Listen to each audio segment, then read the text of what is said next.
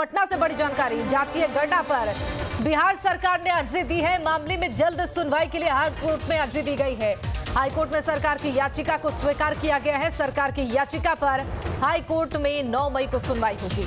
जल्द सुनवाई के लिए सरकार ने इंटरलोकेटरी एप्लीकेशन दी है। जातीय गणना पर 3 जुलाई को सुनवाई की अगली तारीख थी, लेकिन अब आपको बता दें कि 9 मई को सुनवाई होगी। ये बड़ी खबर आप तक पहुंचा रहे हैं इस वक्त की पटना से। जातीय गणना पर बिहार सरकार ने अर्जी दी है और मामले में जल्द सुनवाई के लिए हाईकोर्ट में अर्जी दी गई है। हाईकोर्ट में सरकार की याचिका को स्वीकार कर लिया गया है। सरकार की याचिका पर हाईकोर्ट में 9 मई को सुनवाई होगी।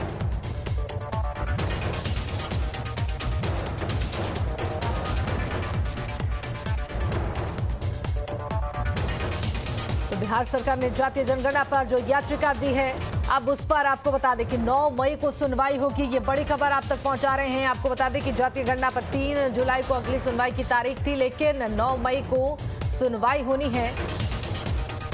ये बड़ी जानकारी आप तक पहुंचा रहे हैं। बिहार में सरकार ने जातीय जनगणना कराने का फैसला लिया और उस पर पटना हाईकोर्ट की तरफ से रोक लगा दी गई।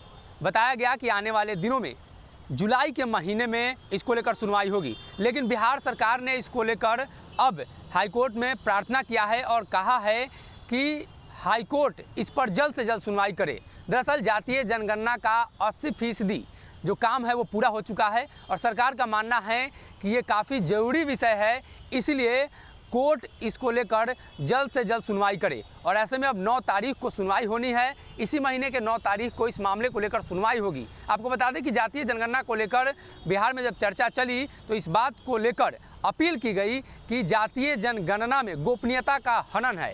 ट्रांसजेंडर को लेकर भी बातें सामने आ रही थी और ऐसे में कोर्ट ने इस पर स्टे लगा दिया है। और अब जातीय जनगणना मामले में कोर्ट की तरफ से जो बातें सामने आई और उसमें सरकार ने जो अपनी दलील दी, उसमें कहीं ना कहीं कहा यह जा रहा है कि आने वाले दिनों में कोर्ट सरकार को लेकर कुछ ना कुछ फैसला देगी। लेकिन आने वाले दिनों में 9 तारीख को इसको लेकर फैसला होना है। 9 तारीख को इसको सुनवाई होगी। हालांकि जातीय जनगणना बिहार में सियासत का केंद्र बन चुका है। तमाम विपक्षी दल लगातार आरोप लगा रहे हैं कि बिहार सरकार इसमें विफल रही है, लेकिन बिहार सरकार का मानना है कि सरकार ने अपने पक्ष को सही तरीके से रखा है।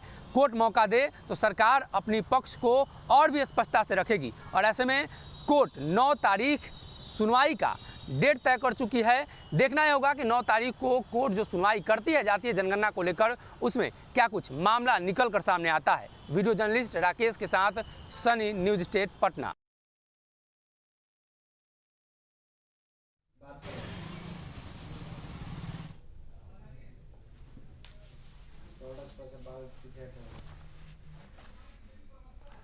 और हमारे साथ अरविंद कुमार बीजेपी प्रवक्ता जुड़ गए हैं। बहुत स्वागत है अरविंद जी आपका न्यूज स्टेट बिहार झारखंड पर।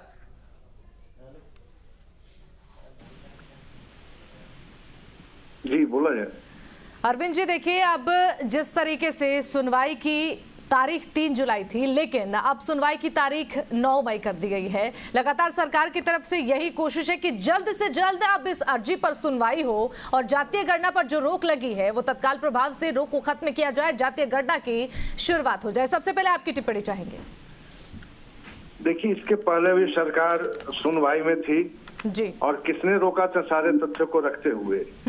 आखिर क्यों नहीं रखे? ये सिर्फ राजनीति हथकंडा है। सरकार की जो कमियां हैं सरकार भी जान रही है, महाधिवक्ता भी जान रहे हैं। और जितनी जो मटेरियल्स ऑन रिकॉर्ड उनके पास थी, उन्होंने उस मटेरियल ऑन रिकॉर्ड को ऑनरेबल कोर्ट के सामने रखी थी। तो उसमें क्या कमी थी क्या कि रोक लग गया? केवल ये इनकी मंशा कहीं से नहीं है जातीय जनगणना कराने की, और इनकी मंशा है पॉलिटिकल माइलेज लेने की। अगर ये सच्चे दिल से आते तो जो कानूनी प्रावधान था उसका उल्लंघन नहीं करते। प्रावधानों के अनुरूप अगर ये कानून बनाते, कानून बनाकर इस चीज को लाते तो निश्चित तौर से हो जाती। तो अंदर कुछ और बाहर कुछ है।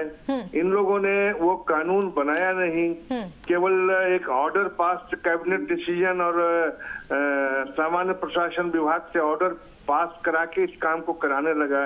इन्होंने इवन कि इसमें ये भी नहीं बताया कि आखिर इसका उद्देश्य क्या है। कहते हैं कि हम सर्वे करा रहे हैं और वो डाटा कलेक्शन कर रहे हैं, उसका जो फॉर्मेट है वो जातिगत जनगणना का है, तो ये विरोधाभास है।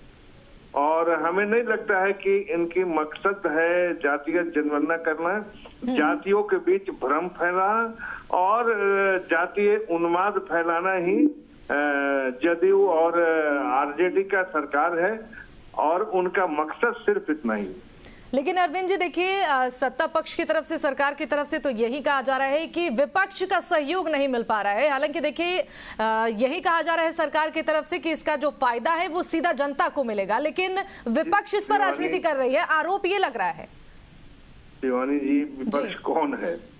ये जब यहाँ असेंबली से सर्वसम्मति से पास हुआ था, जिसमें भारतीय जनता पार्टी भी थी। प्रधानमंत्री के पास जब गए थे तो भारतीय जनता पार्टी ने इनके साथ गया था, प्रधानमंत्री से मिला था जातीय जनगणना कराने के लिए। दूसरी बात, तीसरी बात, मुख्यमंत्री माननीय नीतीश जी जब दिल्ली से लौट के आए थे तो आप लोग सारे मीडिया में इन्होंने कहा था कि प्रधानमंत्री से मिला हूँ, उन्होंने अस्वीकार नहीं किया है।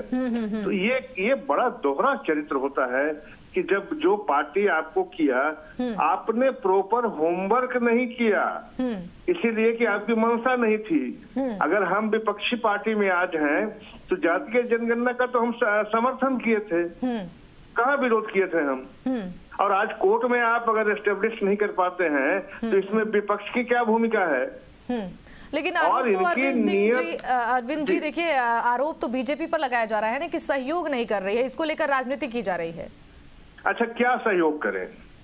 जिस तरीके से विरोध किया जा रहा है अरविंद जी, और आप जैसा आरोप लगा रहे हैं, अगर आपकी नीयत गलत रहेगी, आप उसको कानूनी अमली जामा पहनाकर अगर कोई कानून बिना बनाए हुए लाते हैं, कोर्ट रद्द कर देती है। हमारा सवाल उस पर उठ रहा है कि आपने सही ढंग से इसको नहीं लाया, तो ये विरोध होता है। हम जनता को मूर्ख नहीं बनाना चाहते हैं, हम गरीबों को उनको बताना चाहते हैं कि सरकार क्या कर रही है। आप कीजिए, कहाँ किसी ने रोका है? अगर हम विरोध करें तब तो, विरोध कहाँ, सड़क पर भी नहीं कर रहे हैं, सदन में आपका समर्थन किए हैं। चलिए, तो ऐसा विपक्ष में हम कहीं विरोध नहीं कर रहे हैं। चलिए ठीक है, बहुत शुक्रिया आपका हमारे साथ जुड़ने के लिए और इस खास बातचीत के लिए। जी धन्यवाद।